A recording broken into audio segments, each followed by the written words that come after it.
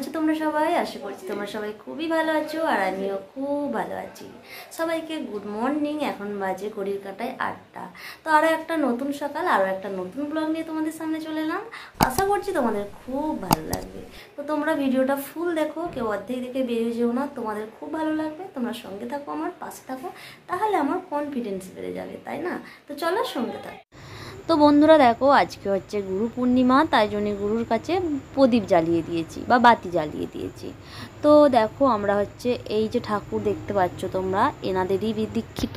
তাই আজকে তো গুরু পূর্ণিমা, যারা যারা গুরুর দীক্ষিত তারা তো প্রদীপ বা বাতি জ্বালাবে, তো আমরাও জ্বালিয়েছি। আর মেয়ে ঘুম থেকে উঠে পড়েছে, এখন বাজে 8:30।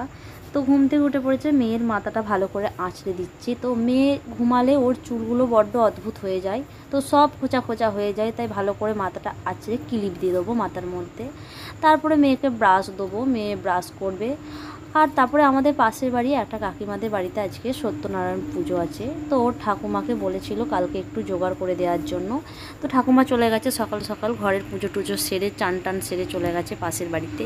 তো আমায় বলে গেছে যে মেয়ে ঘুম থেকে উঠলে যেন পাশের বাড়িতে পাঠিয়ে দেয়। তাই মেয়েকে আমি ভালো করে একটু রেডি করে দিচ্ছি ঘুম থেকে উঠিয়ে। ও ব্রাশ করাবো, ব্রাশ করিয়ে তারপরে আমি ওকে হরলিক্স করে দেবো। তো এই যে মেয়েকে দিলাম ব্রাশ ধরিয়ে। তো দেখো মেয়ে এখন ব্রাশ করবে। আর আমার মেয়ে জানো তো, আমি যদি মোবাইলে ক্যামেরা অন করে রাখি তাহলে ও একটু বেশি ঢং করে। তো দেখতে পাচ্ছ, দেখো কীরকম করছে। তো একটু ক্যামেরার সামনেও বেশি ঢং করে। তো একদম চলে এলো ব্রাশ নিয়ে সামনে একদম মোবাইলের। তো এসে ওখানেতে ব্রাশ করছে। তো দেখো কীরকম ব্রাশ করছে। তো তারপরে ওকে হরলিক্স খাইয়ে পাঠিয়ে দেবো পাশের বাড়ি। তো চলো তোমরা দেখে থাকো, সঙ্গে থাকো।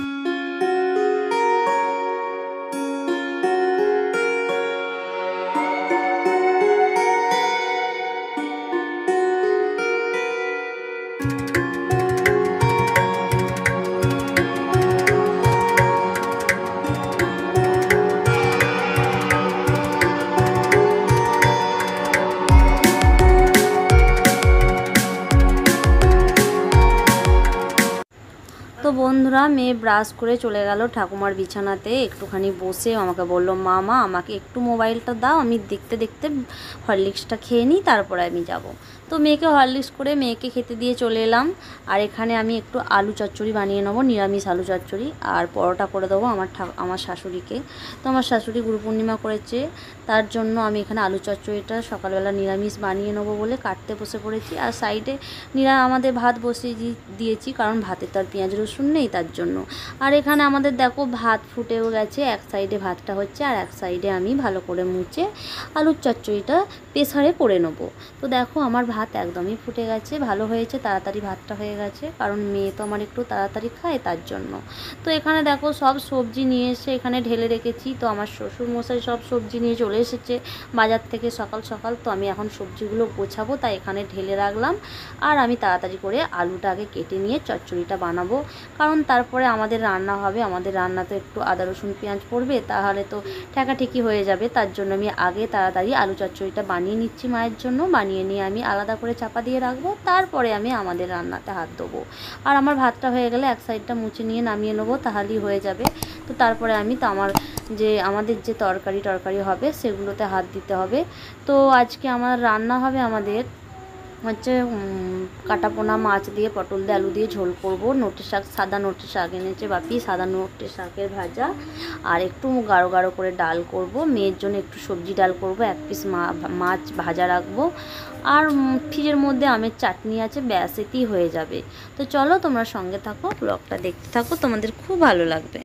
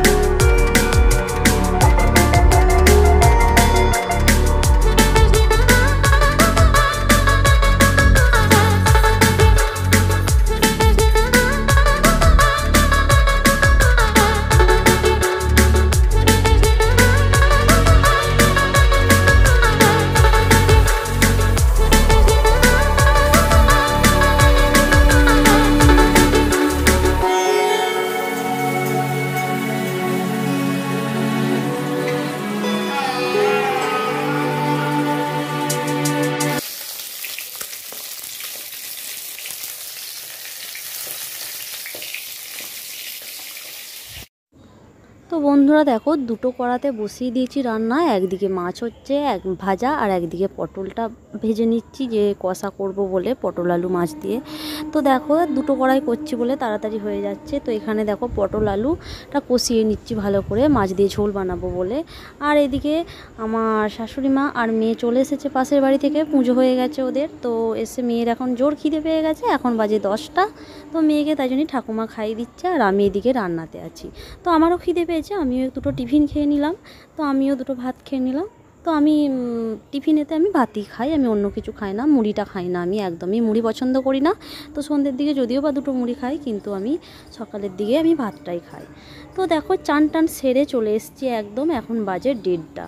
তো চান করে, আজকে রবিবার আছে, আজ মাথাটা একটু ঘষলাম, শ্যাম্পু করলাম মাথায়, মেয়েকেও শ্যাম্পু করিয়ে দিয়েছি। মা মেয়ে দুজনেই সপ্তাহে 2বার শ্যাম্পু করি। তো দেখো বাইরেতে টিপ টিপ টিপ টিপ করে বৃষ্টি পড়ছে। আর এখানে আমার বর বেরোবে কাজে। তো আমার বরের কাজের জায়গা এটাই, যেটা তোমাদেরকে দেখালাম, এটাতেই আমার বর কাজ করে। তো উনি এখন খেয়ে দিয়ে বেরোবে।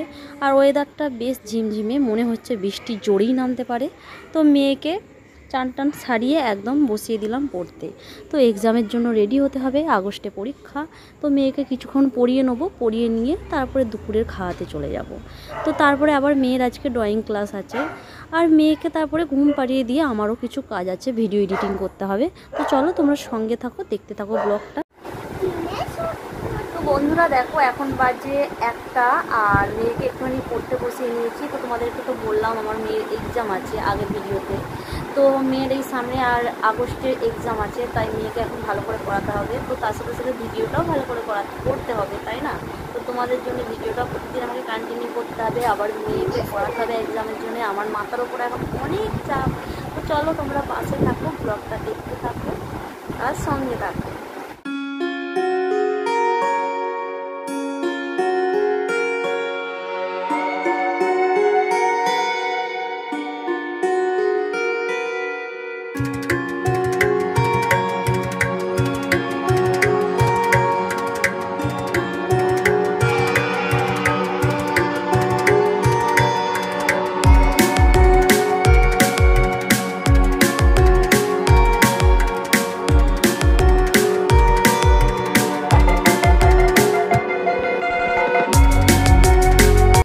বন্ধুরা মেয়েকে খাইয়ে দাইয়ে ঘুম পাড়িয়ে চলে এলাম ছাদে।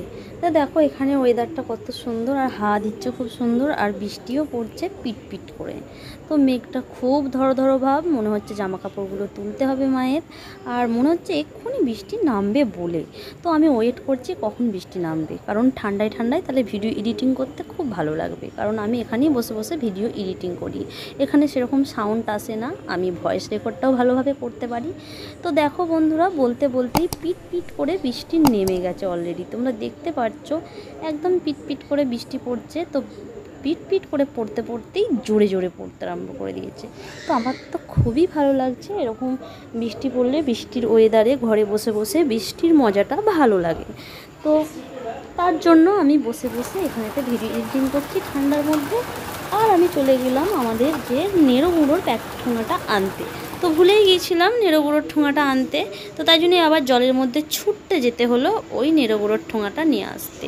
আর এখানে দেখো কত জোরে বৃষ্টি নেমেছে, এখান থেকে দেখতে পাচ্ছ কীরকম ঝমঝমিয়ে বৃষ্টি পড়ছে। তারপরে আমি এখন মেয়েকে দিতে যাব ড্রয়িং ক্লাসে। তো আমি কিভাবে ড্রয়িং ক্লাসে দিতে যাব সেটাই আমি ভাবছি, কারণ এত জোরে বৃষ্টি পড়ছে যে ড্রয়িং ক্লাসে যাওয়াটাই অসম্ভব। তবুও মেয়েকে সপ্তাহে একটা দিন ড্রয়িং ক্লাস যেতে তো হবেই বন্ধুরা, তাই না? সপ্তাহে মাত্র সানডেতে একদিন শুধু ড্রয়িং ক্লাস হয় মেয়ের জন্য। তো কি করব, সেই বৃষ্টির মধ্যে ভিজে ভিজে চলে গেলাম মেয়েকে নিয়ে। তো আমাদের পাড়ার মধ্যেই ড্রয়িং ক্লাস চলে মেয়ের, তার জন্যই সুযোগটা আরও ভালো হলো। দুজনে চলে গেলাম ছাতা নিয়ে। তো মেয়েকে ড্রয়িং ক্লাসে দিয়ে চলে এলাম আমি একদম ফেরার পথে, এই যে দরজার মুখের সামনে চলে এলাম। তো এখন ঘরেতে অনেক কাজ আছে, বাসনপত্র ঝাঁট দেওয়া, জল তোলা, বাথরুমে জল তোলা, খাবার জল তোলা, প্রচুর কাজ আছে। তো চলো তোমরা সঙ্গে থাকো ব্লগ। তো বন্ধুরা আমি এখান পর্যন্তই আমার ব্লগটা শেষ করলাম। তো এখন বাজে বিকেল 5টা।